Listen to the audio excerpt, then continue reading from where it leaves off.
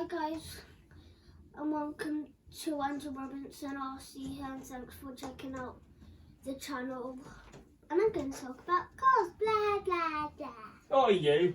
Get out of my chair, imposter. Right. Hello and welcome to another episode of Andy Robinson RC. And on today's episode, we have two cars that arrived this morning. We've got the Tamiya DT03 Rising Fighter, or Racing Fighter, not Rising Fighter, even says it on the wing. And then we've got the Schumacher Top Cat Classic, which is a re of the original one. Okay, so I think we'll look at the Top Cat first. So just put that out of the way.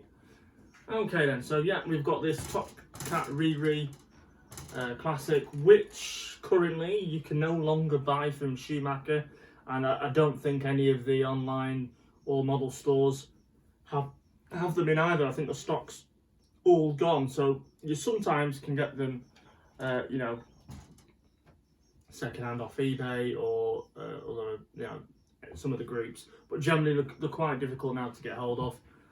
This one is pretty freshly built, and obviously it was built by the person I bought the two cars from. They came from the same previous owner.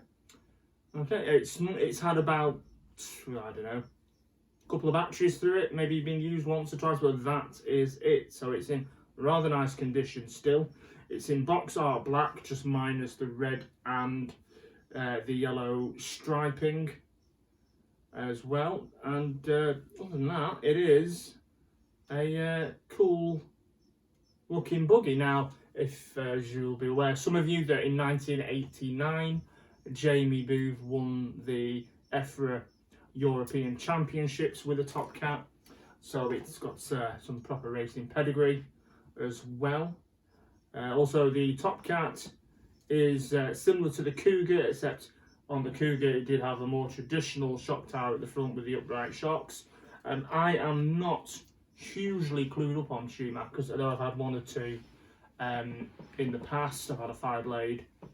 I did have another Top Cat briefly, but I never did anything with it. I just that one got sold on. And my lad Devlin, he runs a Cougar, Schumacher Cougar KR. So there we go. So we'll take the body shell off this. We'll have a more of a look inside. Now, to my knowledge, this hasn't had any major upgrades or anything. It's kit stock, but I think it has had its spur gear changed for a different spur. I've also got the original as well. But here we go. So that is the Top Cat Classic. It's got the inboard suspension, which was very unique back then. And it's also got Schumacher's famous crashback system, which is very handy if you should accidentally clout the vehicle. So yeah, and obviously this is your steering servo linkage there, and that turns your steering. Okay, it's set up ready. You can have this in various positions to suit various batteries. This is configured so you can run a LiPo pack in there as well, which is cool. But you can also have the traditional stick packs and shorties and various other things.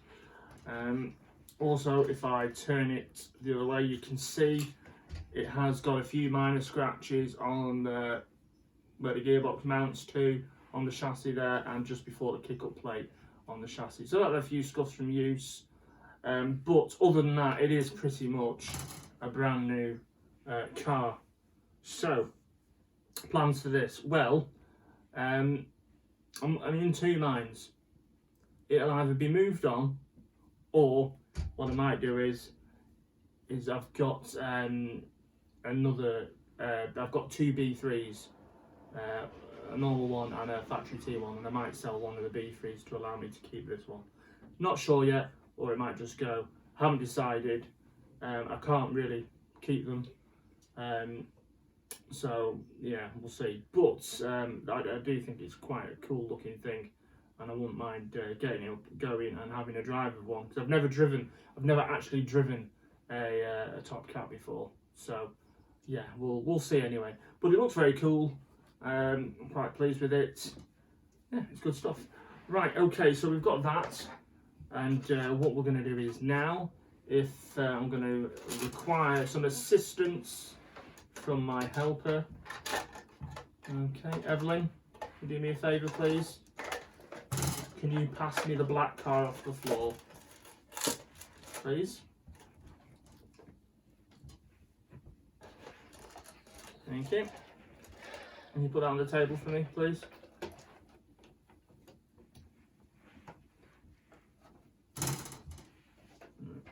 I'll do you a swap.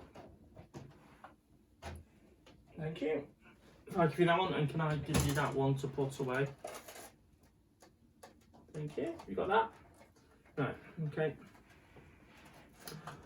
Right, okay, so what we've got here is a blue DT03, sorry, racing fighter. Now this one is largely stock. Apart from we've got on some alloy shocks, front and rear. It's had the carbon fibre front and rear shock towers put on, and what else? Oh, and it is running a is it a Google RC? It's a Google RC brushless system. Now, I've not actually had the motor out or anything to see what KV rating it is, so I haven't got any idea what KV rating it is. So there we go, that's the ESC, the Google RC one. I don't know what I can't see in there to tell me what it is. Doesn't say. Well, if it does, I can't read it. I'll have to check that out later. But it's got a Google RC brushless system in. I suppose it could be anything between, I don't know, 2050 to 4070 kV motor. I'm not sure, but that's what it's running anyway. It's okay. It's fully bore raced as well, and it's got a high torque metal gear servo in. Does it tell me what strength it is? 20 kilogram servo, I think. Yeah, 20 kilogram digital servo. So we've got that in there as well. It looks quite nice actually in the blue. I like that colour. For me personally, the stance is not right. It needs to be sort of sat a lot lower down, a bit more like this one. Now obviously they've got no batteries in, but still I think the shocks are probably longer than the kit Tamiya ones you get with it. So yeah, the stance isn't quite right. I mean, soft, it'll probably sit lower with the battery in, but I think it just needs to be a bit lowered down personally. But other people build them to how they want them.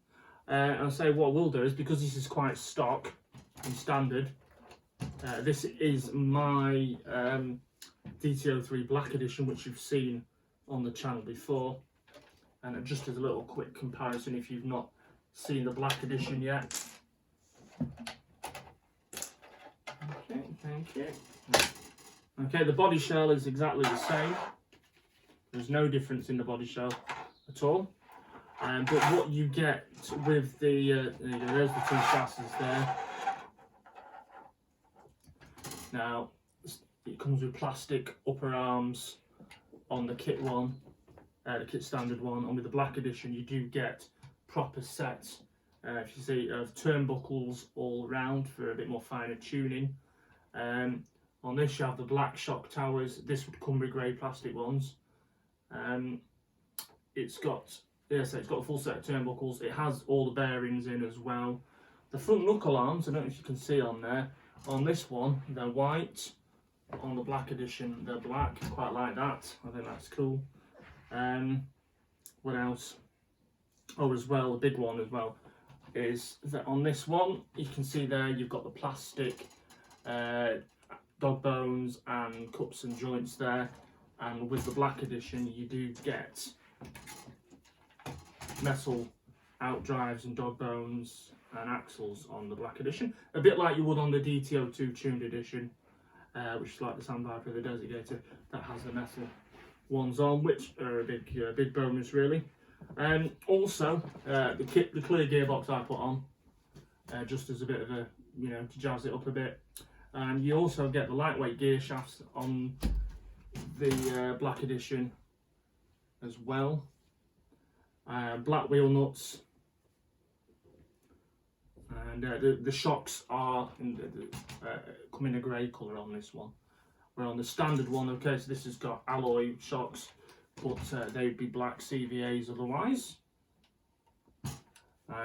So yeah, is that also as well a big thing as well, which is I don't know how I've not managed to miss that, is that on the standard kit one you get a grey chassis. On this it is the black chassis, hence Black Edition. Also comes with these cool red Stardish wheels as well, which are unique so far to this kit. So yes, that's you get a 19 tooth pinion on this as well, which is the option pinion, where it usually comes with a 17 tooth.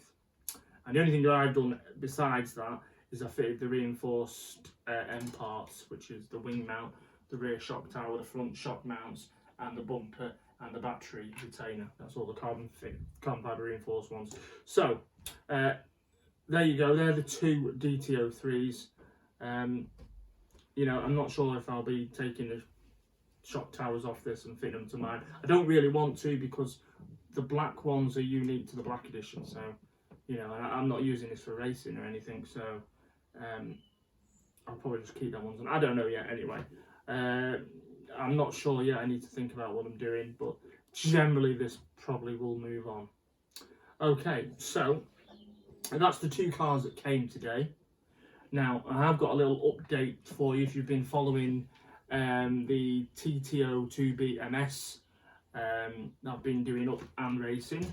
Evelyn, can you pass me the white car, please?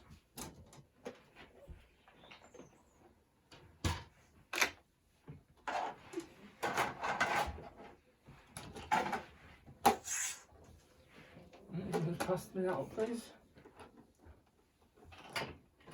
Thank you. Okay, so the TT2OBMS, which we had on, I think, probably last episode. Right, doesn't look any different really, but what I've managed to do is I got hold of some Tamiya TRF aeration shocks for it. Now these are the small bore shocks, not the later big bores. These are what you'd find on the TRF 201, like buggies like that. So that's the aeration shocks now. So I've fitted these now onto this because they're a better, generally, certainly for racing, they're a better shock absorber than the kit white ones that come with it. And I'll repurpose those other ones. Hello. I'll repurpose the other ones at some point. But yeah, so that's just a little update there. You can see it's got them on. I might have to play around with the oil weight and the spring stiffness. I don't know, but we'll see.